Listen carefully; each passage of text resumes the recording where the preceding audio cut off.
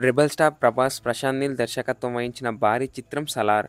దేవా అనే వ్యక్తి ఫ్రెండ్‌కిచ్చిన మాట కోసం సలార్‌గా ఎలా మారాడు? అలా మారే క్రమంలో తను ఎదుర్కొన్న సమస్యలు ఏంటి? అనే అంశం చుట్టూ సినిమా మొత్తం తిరుగుతుంది. దీనికి రెండో భాగం కూడా ఉంది అనే విషయం కూడా తెలిసిందే. ఆ సినిమాకి 'సలార్ పార్ట్ 2' అని పేరు పెట్టారు. ఈ సినిమా థియేటర్‌లో విడుదలైనప్పటికంటే ఇప్పుడే సినిమాపై మంచి టాక్ వస్తుంది. దీంతో 'సలార్' రెండో పార్ట్ విడుదలకు అందరూ ఆసక్తిగా ఎదురుచూస్తున్నారు. మొదటి భాగంతో పోలిస్తే రెండవ భాగం కథాపరంగా చాలా బలంగా ఉందని, అలాగే చాలా ఎమోషన్స్ కూడా ఉంటాయని ప్రశాంత్ నీల్ చెప్పారు. ఇందులో హీరో తండ్రిపై ఎక్కువ శాతం కథ నడుస్తుందట. సలార్ తన తండ్రికి దక్కాల్సిన దొరపదవిని అక్రమంగా తీసుకున్న జగపతి బాబుకు ఎలా బుద్ధి చెప్పాడు, మరియు స్నేహితుడికి ఇచ్చిన మాట కోసం మాట మీద నిలబడ్డాడా లేదా అనే అంశం చుట్టూ కథ తిరుగుతుందట. సలార్ తనకు కావాల్సిన దగ్గర మనుషుల్లో ఎవరినో ఒకరిని కోల్పోతారని, సినిమాకు ఇదే పెద్ద ట్విస్ట్ అవబోతుందని వార్తలు కూడా వినిపిస్తున్నాయి.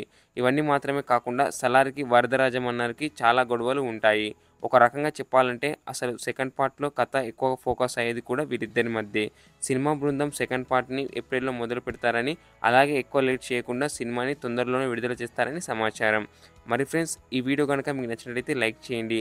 అలాగే ఇలాంటి మరెన్నో టాలీవుడ్ అప్డేట్ కోసం మా ఛానల్‌ని సబ్స్క్రైబ్ చేసుకోండి.